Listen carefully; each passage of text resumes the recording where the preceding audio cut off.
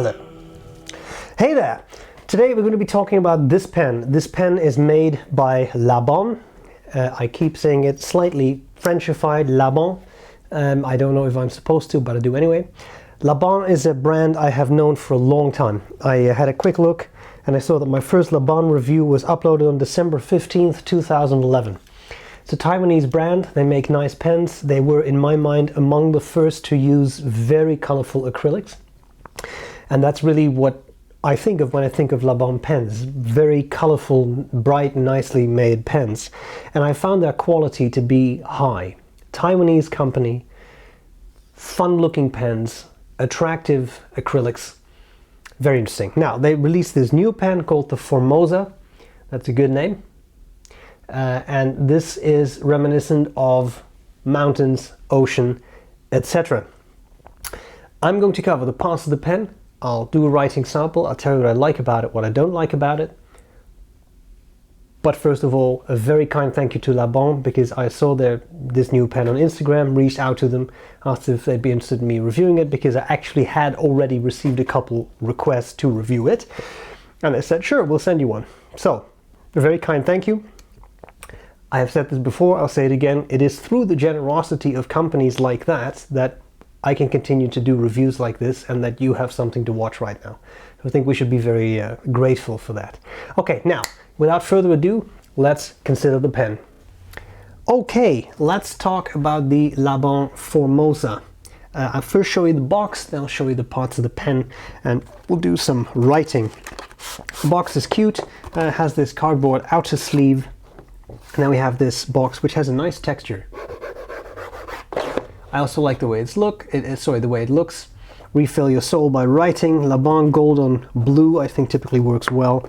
We have this wonderful, what shall we call this, design that reminds me of Escher, where you have nibs pointing this way, but in a way also kind of nibs pointing that way. I really like the way that's designed. Maybe that's my Dutch nature and love of Escher. We have Labon, the URL there. We have their logo. I've always loved this laurel crown logo, which they've had since I saw the brand for the first time. You can open the box, pulls out like this, and then in there is the little pen wrapper. This was a broad nib. There is this very nice translucent paper. It's not plastic, it is paper. Labon pays homage to the mountains and seas with this pen inspired by Taiwan's northeast coast. With an image of the ocean between your fingers, you may be inspired to write reflections for a better self and dreams you will bring to life. This, I wanted to show you in particular, this is the nib engraving. So we have mountains and we have the ocean. Okay, and I was just now thinking, what is that mountain? Tallest mountain on Taiwan again? I want to say Mount Jade. Fact check, please. Okay, we have the pen bed, and beneath it is a nib bookmark, which I've always thought very cute, right? Little bookmark. It's cardboard, by the way. So if you don't like it, you can recycle it. That's another great thing. And here we have a Labon booklet, which is the international guarantee, filling instructions, all that kind of stuff. It even has the stamp on it, which is very kind of them to have stamped my booklet for me. Okay, let's look at the pen, shall we? I shall zoom in a bit for you. Maybe a little less than that. Okay, and I will show you the pen right next to a Pilot Metropolitan, if only I could find it. Here we go. As you can see, these are two very similarly sized pens.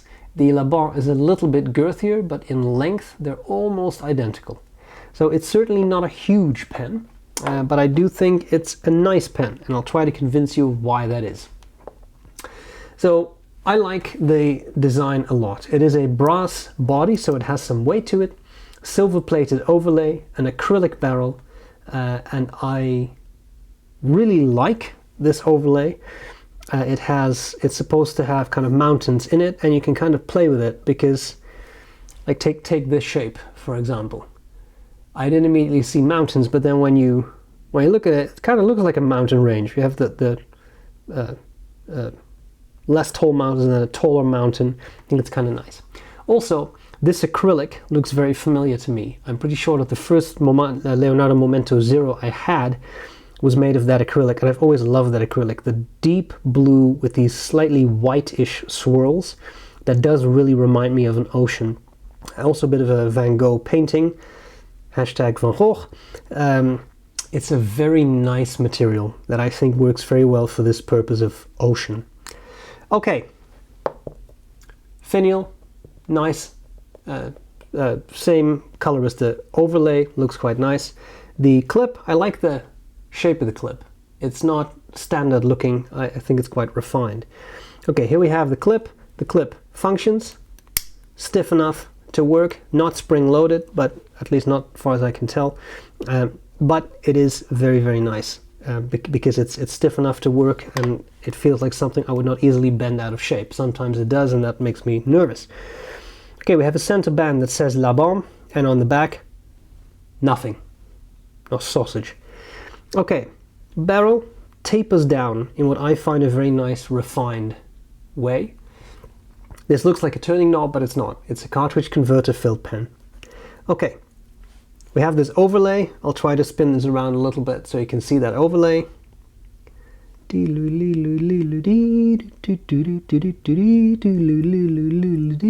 Okay, you unscrew the cap. People always want to know that's 1 turn,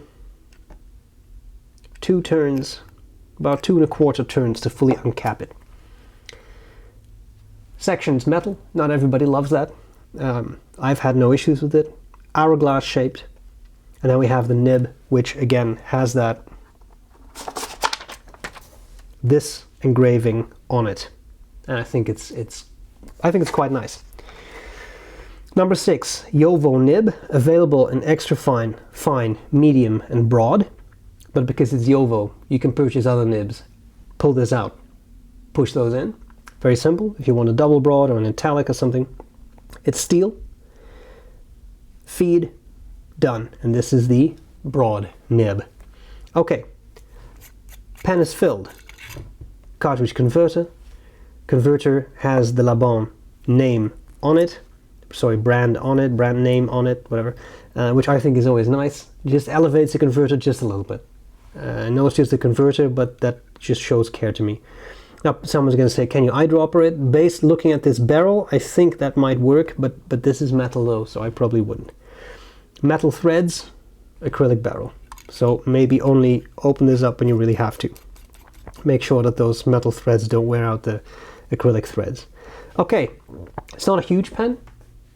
Yeah, it's not a huge pen. You can post it, becomes pretty top heavy, I'll come back to that. But it's a pretty nice size, I think, for most people, unposted at least. Final thing I have not mentioned, just quickly looking at my notes. The price, $280. So it's not a cheap pen. I'll come back to that in likes and dislikes. But for now, I think what we need is a writing sample. And so it shall be. Oh, sorry. Okay. Start it up straight away. Laban Formosa, broad nib, Laban blue ink, which I've always liked a lot. Should probably get a bottle of that somewhere.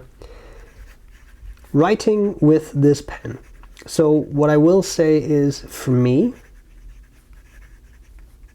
shutting up to let you listen to the writing for a bit.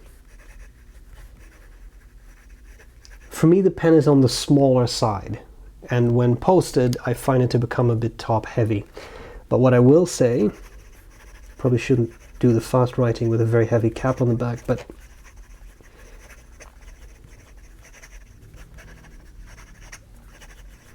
there was a skip here somewhere. I think that was me misaligning the nib a bit, but full disclosure, there was a skip.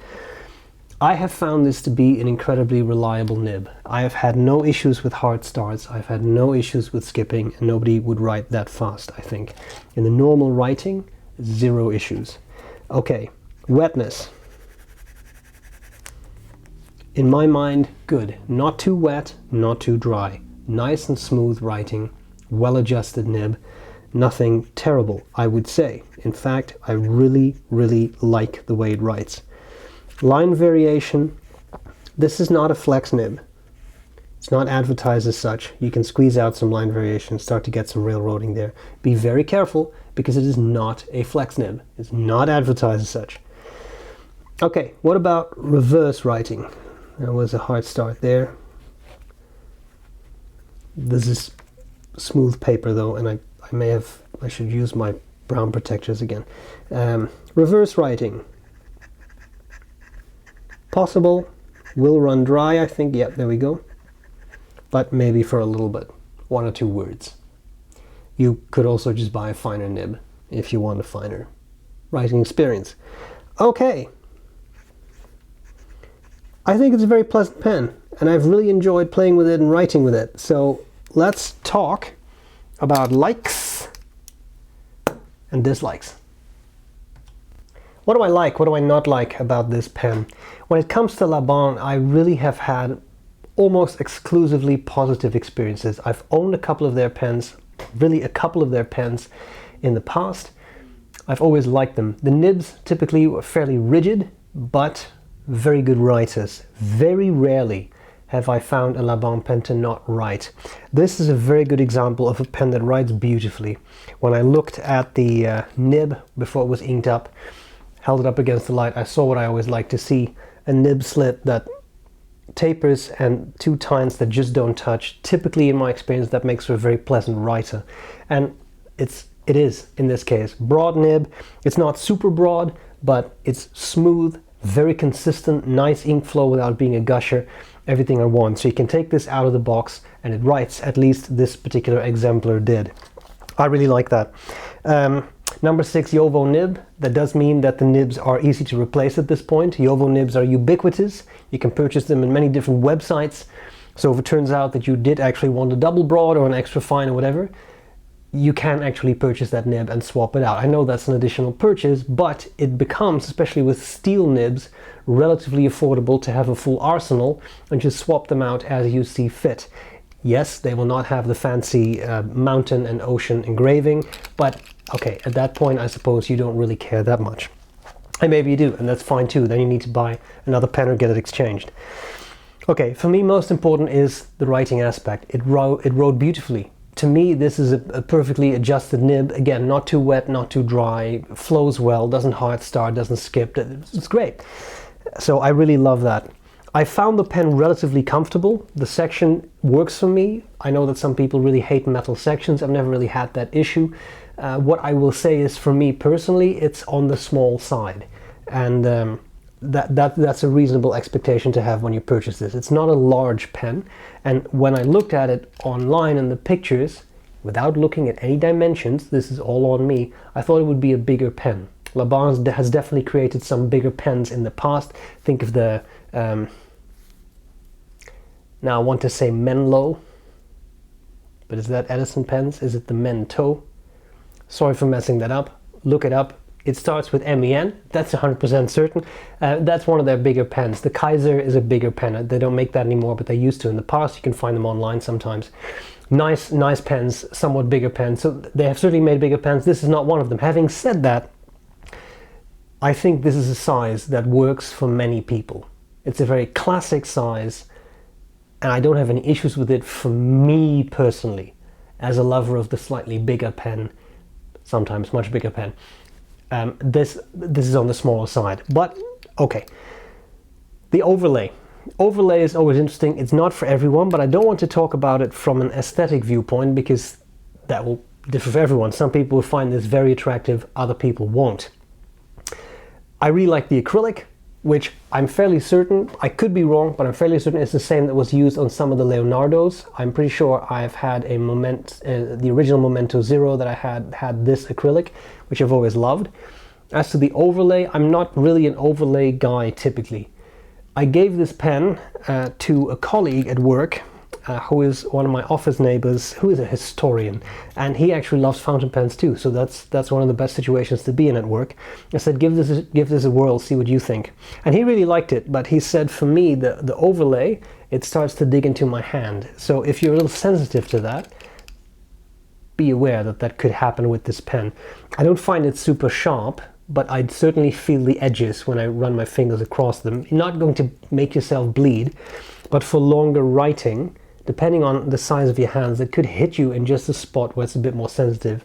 Might not be pleasant for you. So this might be the type of pen that ideally you would like to try out before you actually purchase it, which I know is not an option to everyone. Just saying. Okay, things I don't like so much. I wrote this down, very tiny handwriting. Okay, so a bit small, but that's kind of subjective. What I will say is it does post. You just have to push the cap a little harder and it will post. That certainly helps a bit. It's secure posting, but the pen does become top heavy. There's a lot of metal in the cap, and I found that to become tiresome when writing. And that is with slightly bigger hands maybe. So for smaller hands, I think that would be definitely too much. I think the biggest issue is it's not a cheap pen. At $280, steel nib, cartridge converter filled, you're getting into the price level where I think people start to expect gold nibs. And it's not a gold nib. So that might certainly be something that holds people back.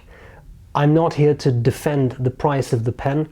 What I will say is you get a well-made pen, a lovely writer, and in my mind, definitely quite an attractive pen for that price. Whether that is worth it for you, that is, as always, a completely subjective matter. So, I hope this was useful.